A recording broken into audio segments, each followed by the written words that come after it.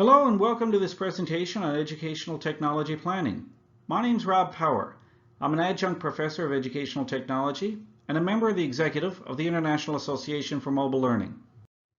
In this presentation, we're going to explore a step-by-step process for effective educational technology planning, including defining and specifying everything about your context that could and should influence any technology integration decisions, mapping different technologies against their teaching and learning benefits, factors to consider to ensure we maximize learner engagement when using educational technology, formally analyzing how well different technologies fit with our teaching and learning needs and contexts, making a formal documented case for selecting and integrating specific technologies, staying flexible and adaptable during the actual implementation of technology integration, and additional bigger picture considerations that we should keep in mind because they could influence our initial technology integration plans or long-term implementation prospects.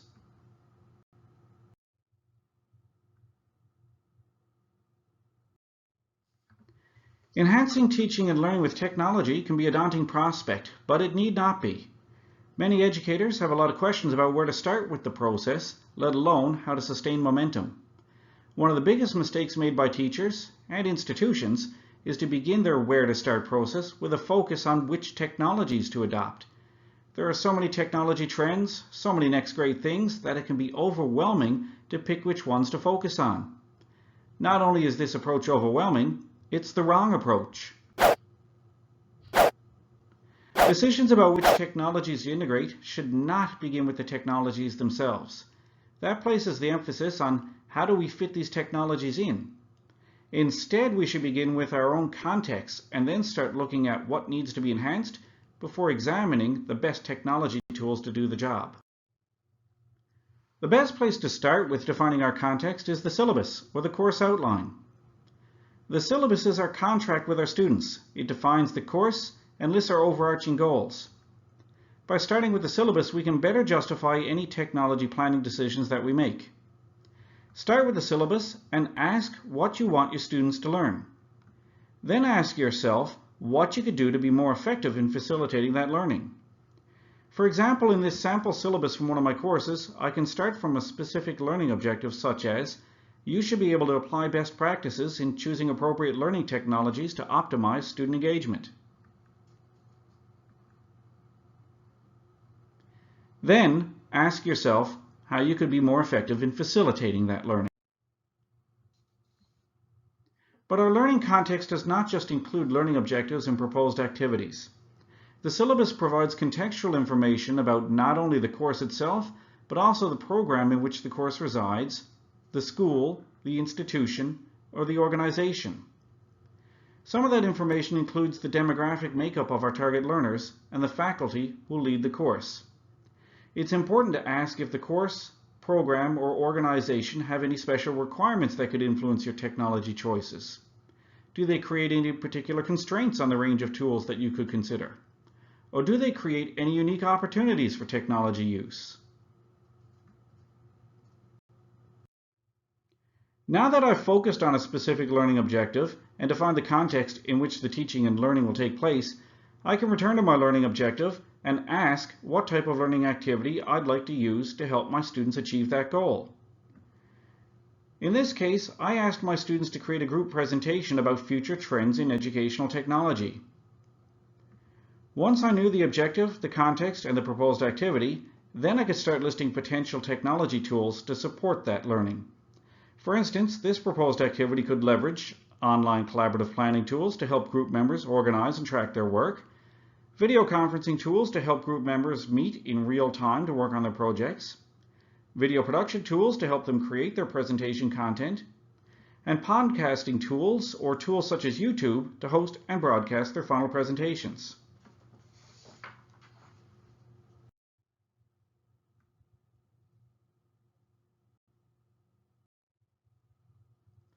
Not all tools are created equal. Some technologies have different properties and are better suited for some pedagogical purposes than others. So it's important to have an understanding of how different technologies map out against our teaching and learning needs. One of my favorite starting points in the educational technology planning process is Tony Bates's free ebook, Teaching in a Digital Age.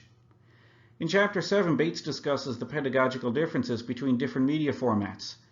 Understanding these differences will help us to first choose which type of media we want to explore before we start looking at specific tools, applications, or software suites.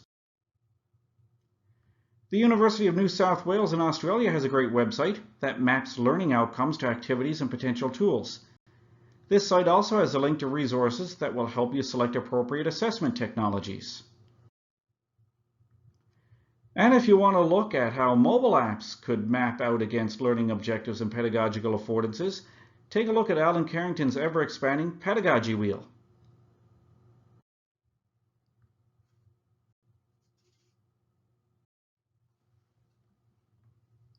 It's not enough to just match educational technology to pedagogical affordances. By starting with our outcomes and learners, we have a better understanding of our learners' unique needs. We need to ensure that our tools contribute to the learning process rather than make it more difficult. To that end, we need to maximize our learners' engagement when using the technologies we choose. There are 3 key areas we should try to maximize engagement: presence, distance, and accessibility. Garrison, Anderson, and Archer's Community of Inquiry model outlines the areas of presence that contribute to maximize learner engagement. These are social presence, cognitive presence, and teacher presence. Social presence is the level of engagement between learners. Cognitive presence is the level of engagement with the learning content and how well this is facilitated through the articulation of goals and direction provided to the learner. Teacher presence is the level of engagement with the teacher in an instructional role. So when choosing what technologies we want to integrate and how we plan to use them, we should carefully consider how those tool choices will impact each of these presences. The idea is to use technology to increase the presences, thereby increasing overall engagement with the tools and the learning itself. Moore's transactional distance theory is similar to the community of inquiry model in that it talks about learners' engagement with other learners, content, and the instructor. Transitional distance theory tells us that in any learning context there are gaps or distances that impact engagement and effective learning. When selecting technologies to facilitate teaching and learning, the idea is to keep in mind how those technologies will affect those distances. Will the use of the technology increase the distances between the learner and other learners, the content, or the instructor?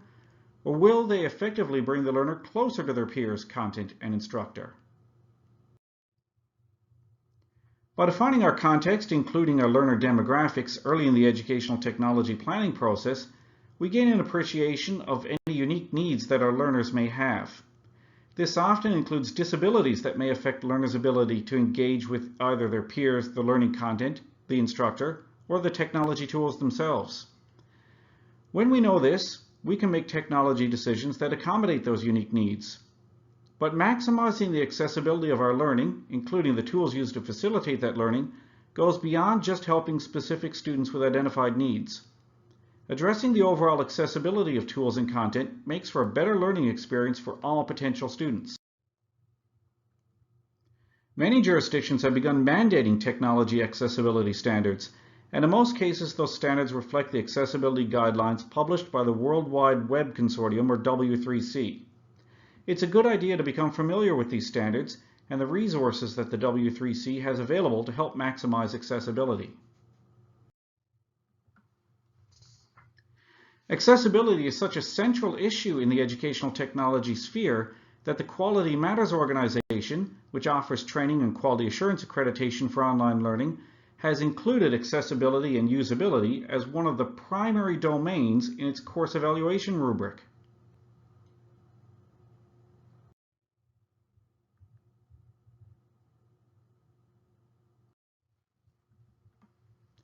We've started with our context and our teaching and learning needs. We've mapped out potential technologies to the pedagogical affordances. And we've considered presence, distance, and accessibility, and how our potential tools could address these to maximize learner engagement. Now it's time to take a more formal look at how well our potential tools fit with our needs.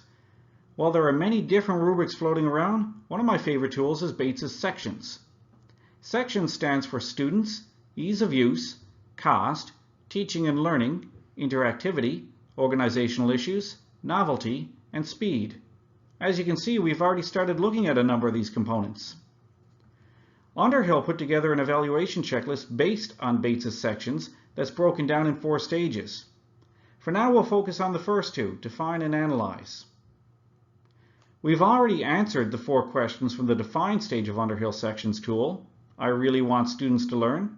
I think I could be more effective at facilitating this learning if. The learning activity that I've chosen to address these objectives is, and the technology that I'm thinking of using to support this learning is. So at this stage, we just need to insert our responses to these questions.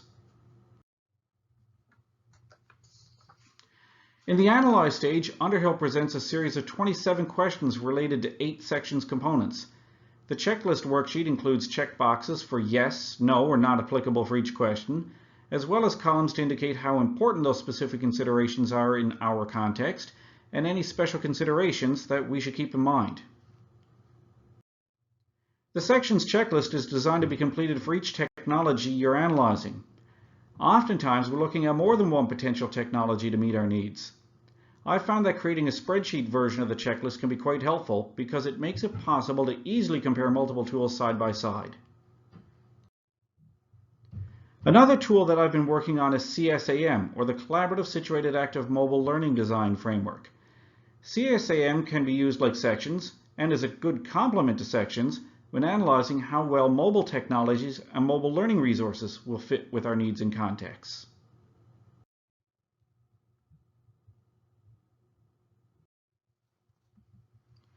Now that you've formally analyzed potential educational technology tools from the perspective of your own teaching and learning needs and context, it's time to piece everything together to make your case.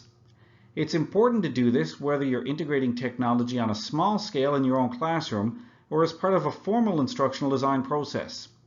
Formally documenting your decisions and rationale helps others to see the justification for your technology choices. It also makes it easier to change course when the need arises. Making your case could be as simple as documenting your decisions as part of a daily lesson plan. Or it could be more formal, such as preparing a briefing note or funding proposal for other stakeholders and decision makers. As part of a lesson plan, the steps you've carried out so far in the planning process will help you to fill in your learning objectives, planned activities, and required resources. As part of a more formal document such as a briefing note, the steps you've carried out so far will help you to provide the contextual information, needs assessment, and propose solutions and rationale that other stakeholders will be looking for in order to support your proposal.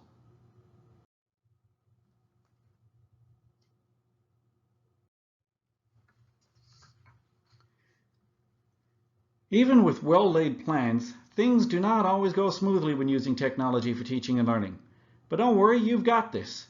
If you know what you want to achieve and you've evaluated your technology options, it's easier to remain flexible. It's important to be ready to adapt, sometimes on the fly. For instance, if your email server is down, have a listserv service like Google Groups ready as a backup. If Skype's acting up during a video conference, switch to Google Hangouts. If YouTube doesn't work for your students, try something like Vimeo instead. You get the idea. Always have a backup plan, and it's easier to have a backup plan when you've already analyzed alternative tools.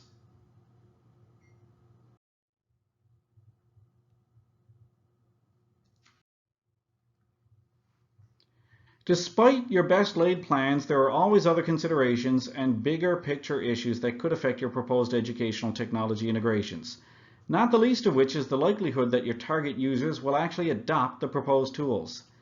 The technology acceptance model tells us that our intentions to use technology tools are shaped by our perceptions of how useful the tool is and how easy it is to actually use that tool.